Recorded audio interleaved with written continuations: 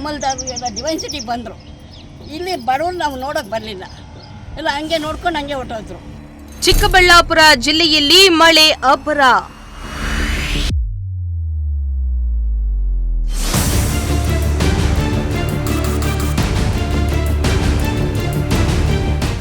ಅವೈಜ್ಞಾನಿಕ ಕಾಮಗಾರಿಯಿಂದ ಅವಾಂತರ.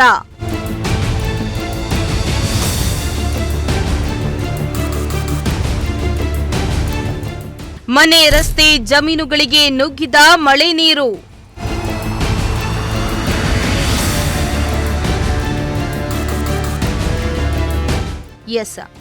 ಚಿಕ್ಕಬಳ್ಳಾಪುರ ಜಿಲ್ಲೆಯಲ್ಲಿ ಮಳೆ ಅಬ್ಬರ ಜೋರಾಗಿದ್ದು, ರಸ್ತೆ, ಮನೆಗಳು ಹಾಗೂ ಜಮೀನುಗಳಿಗೆ ಮಳೆ ನೀರು ನುಗ್ಗಿದ್ದು ಜನ ಜೀವನ ಅಸ್ತವ್ಯಸ್ತಗೊಂಡಿತ್ತು. ಚಿಕ್ಕಬಳ್ಳಾಪುರದಲ್ಲಿ ನಿರಂತರವಾಗಿ ಮಳೆ ಸುರಿತಾ ಇರುವುದರಿಂದ ಚಿಕ್ಕಬಳ್ಳಾಪುರ ಹೊರ ವಲಯದ ಕಾಣಜಿನಹಳ್ಳಿಯಲ್ಲಿ ಮಳೆ ಅವಾಂತರ ಸೃಷ್ಟಿಯಾಗಿದೆ. ಚಿಕ್ಕಬಳ್ಳಾಪುರದಿಂದ ಮುದ್ದೇನಹಳ್ಳಿಗೆ ಹೋಗುವ ರಸ್ತೆಯಲ್ಲಿ 2 ಅಡಿ ಮಳೆ ನೀರು ನಿಂತಿದ್ದು ವಾಹನ ಸವಾರರು ಪರದಾಡಿದ್ರು.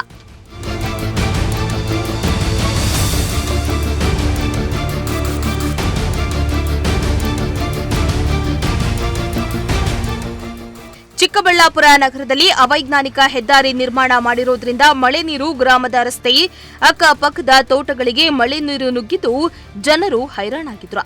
ನಿನ್ನೆ ರಾತ್ರಿ ಸುರಿದ ಧಾರಾಕಾರ ಮಳೆಗೆ ರಾಷ್ಟ್ರೀಯ ಹೆದ್ದಾರಿ 234 ರಸ್ತೆಯಿಂದ ಸಾಗುವ ಕಣಜೇನಹಳ್ಳಿ ರಸ್ತೆ ಸಂಪೂರ್ಣವಾಗಿ ಕೆರೆಯಾಗಿತ್ತು. ಅಲ್ಲದೆ ಅಕ್ಕಪಕ್ಕದ ತೋಟದ ಮನೆಗಳಿಗೂ ನೀರು ನುಗ್ಗಿ ಅವಾಂತರವೇ ಸೃಷ್ಟಿಯಾಗಿದ್ದು, ಬೆಳ್ಳಂಬೆಳಗ್ಗೆ ಹಾಲು, ತರಕಾರಿ, ಹೂ ಸಾಗಾಟದ ವಾಹನಗಳು ಸಾಗದೆ ನಿಂತುಹೋಗಿದ್ವು.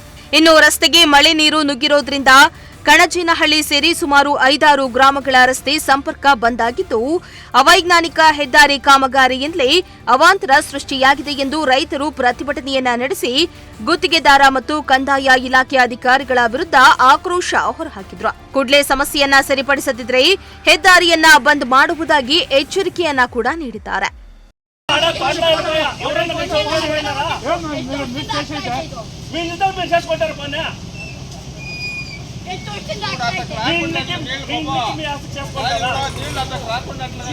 ಗಿಡ ಇಕ್ಕಿದ್ದೀವಿ ಸರ್. ಏನಕ್ಕೋಸ್ಕರ ಅಂದರೆ ತಿಪ್ಪೇನಹಳ್ಳಿಯಿಂದ ನೀರು ಬರ್ತಲ್ಲ ವಂಕೆದು, ಅದು ಒಡೆದೋಗ್ಬಿಟ್ಟು ಎಲ್ಲ ನೀರು ತುಂಬ್ಕೊಂಬಿಡ್ತು. ಆವಾಗಲಿಂದ ನೀರೇ ನಮಗೆ ಬಿತ್ತಿಲ್ಲ, ಎಲ್ಲ ಕಾಲುವೆ ಒಡೆದೋಗಿ ಇದು ಮಾಡಿದ್ರು. ಈಗ ಹೈವೇ ಚರಂಡಿ ಜೋರಾಗಿ ಮಾಡಿ ಇವಾಗಲೂ ನೀರು ತುಂಬ್ತೈತೆ. ನಮ್ಮ ಗತಿ ಏನಾಗಬೇಕು? ನಾವು ರೈತರು ಹೆಂಗೆ ಬದುಕಬೇಕು ಹೇಳಿ? 3/4 ಎಕರೆ ಮೇಲೆ ಐತೆ. ಅಣ್ಣ ತಮ್ಮದಿರು ಇಬ್ಬರು ಹಂಗೆ ಬೀಳ್ಬಿಟ್ಟಿದ್ದೀವಿ.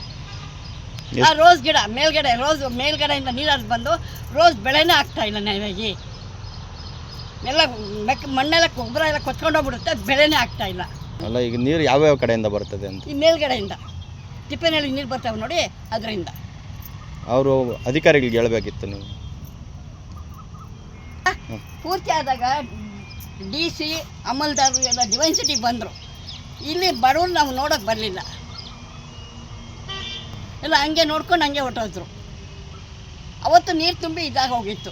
ತೋಟ, ದ್ರಾಕ್ಷಿ ತೋಟ ಎಲ್ಲ, ಇದು ರೋಸ್ ಗಿಡ ಎಲ್ಲನೂ ತುಂಬ ಬಾಧೆ ಪಡ್ತಾ ಇದ್ದೀವಿ ಈ ನೀರು ಜಾಸ್ತಿ ಆಗಿ. ಇನ್ನು ಸ್ಥಳಕ್ಕಾಗಮಿಸಿದ ಗ್ರಾಮದ ಮುಖಂಡ KV ನಾಗರಾಜು ರಸ್ತೆಯಲ್ಲಿ ನಿಂತಿದ್ದ ಮಳೆ ನೀರನ್ನ JCB ಮೂಲಕ ಹೊರಬಿಡಲಾಯಿತು. ಇನ್ನು ಈ ವೇಳೆ ಮಾತನಾಡಿದ ಅವರು, ಈ ರಸ್ತೆ ಮುದ್ದೇನಹಳ್ಳಿಯವರೆಗೂ ಹೋಗುತ್ತೆ. ರಸ್ತೆಯ ಅಕ್ಕಪಕ್ಕದ ಚರಂಡಿ ಮುಚ್ಚಲಾಗಿದೆ. ಹೆದ್ದಾರಿ ಗುತ್ತಿಗೆದಾರರು ನಿರ್ಮಿಸಿದ ಹೊಸ ಚರಂಡಿಗೆ ಇಲ್ಲಿ ಬಿದ್ದ ನೀರು ಹೋಗುವಂತೆ ಮಾಡಿಲ್ಲ. ರಸ್ತೆಯ ಬದಿಯಲ್ಲಿ ಚರಂಡಿ ನಿರ್ಮಿಸಿಲ್ಲ. ಕೂಡಲೇ ಸಂಬಂಧಪಟ್ಟ ಅಧಿಕಾರಿಗಳು ಬಂದು ಸರಿಪಡಿಸದಿದ್ರೆ ಹೈವೇ ಬಂದ್ ಮಾಡೋದಾಗಿ ಎಚ್ಚರಿಕೆಯನ್ನ ನೀಡಿದ್ದಾರೆ. ಏನು ಗೋರಿಬಿದ್ನೂರು ಚಿಕ್ಕಬಳ್ಳಾಪುರ ಮುಖ್ಯ ರಸ್ತೆಯಿಂದ ಹೋಗ್ಲಿಕ್ಕೆ ಅಲ್ಲಿ ನೀರು ನಿಂತಿದೆ. ಮಳೆ ಜಾಸ್ತಿಯಾಗಿ ನೀರಲ್ಲಿ ನಮ್ಮ ದ್ವಿಚಕ್ರ ವಾಹನಗಳು ಕೂಡ ಹೋಗೋದಕ್ಕೆ ಆಗ್ತಾ ಇಲ್ಲ.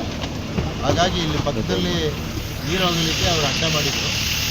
ಅದನ್ನು ಇವತ್ತು ನಾವೆಲ್ಲರೂ ಬಂದು ಮನವೊಲಿಸಿ ಆ ಚರಂಡಿಯನ್ನು ಸದ್ಯಕ್ಕೆ ತಾತ್ಕಾಲಿಕವಾಗಿ ಅಲ್ಲಿ ಮಾಡಿಕೊಂಡು ನೀರು ಹೋಗೋದು ಮಾಡಿಕೊಂಡು ಆಮೇಲೆ ಸರ್ಕಾರದ ಮುಖಾಂತರ ಇವತ್ತಿಗೆ ಹೆಚ್ಚಿನ ಅನುದಾನ ಕೊಡಿಸಿ ರೋಡು ಏನು ಹೊಸದಾಗಿ ಆಗಿದಾಗ ಚರಂಡಿ ಮಾಡಿಸಿ ಅದು ಯಾವ ರೀತಿ ಚರಂಡಿ ನೀರು ಎಲ್ಲಿ ಹೋಗಬೇಕು, ನೀರು ಎಲ್ಲಿ ಹೋಗಬೇಕು ಅನ್ನೋದನ್ನು ವೈಜ್ಞಾನಿಕವಾಗಿ ನಮ್ಮ ಇಂಜಿನಿಯರ್ಗಳ ಕಡೆಯಿಂದ ಒಂದು ಎಸ್ಟಿಮೇಟ್ ಮಾಡಿಸಿ ಪರ್ಮನೆಂಟಾಗಿ ಒಂದು ಚರಂಡಿ ಮಾಡಿ ಪರ್ಮನೆಂಟಾಗಿ ನೀರು ಬರೋದಕ್ಕೆ ವ್ಯವಸ್ಥೆ ರಸ್ತೆ ಪಕ್ಕ ಚರಂಡಿ ಮಾಡಿ ಮಾಡಿಸ್ಬೇಕು ಅಂತ ಈಗ ಊರಿನ ಎಲ್ಲ ಗ್ರಾಮಸ್ಥರು ಕೂಡ ಬಂದು ಅವ್ರಿಗೆ ಈಗ ನೀರು ಹೋಗೋ ರೀತಿಯಲ್ಲಿ ಮಾಡಿದ್ದೀವಿ.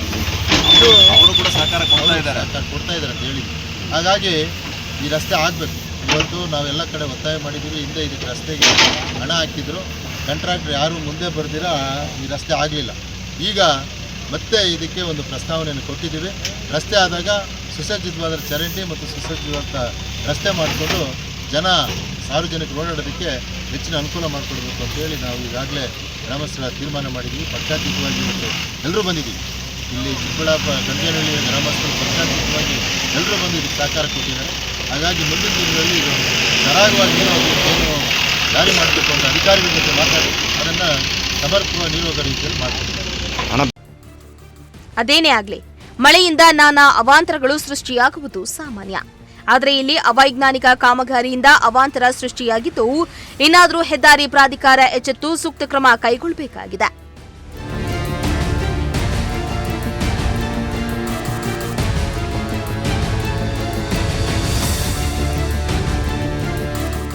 ಮೋಹನ್ ಕುಮಾರ್, ಪ್ರಜಾಶಕ್ತಿ ಟಿವಿ, ಚಿಕ್ಕಬಳ್ಳಾಪುರ.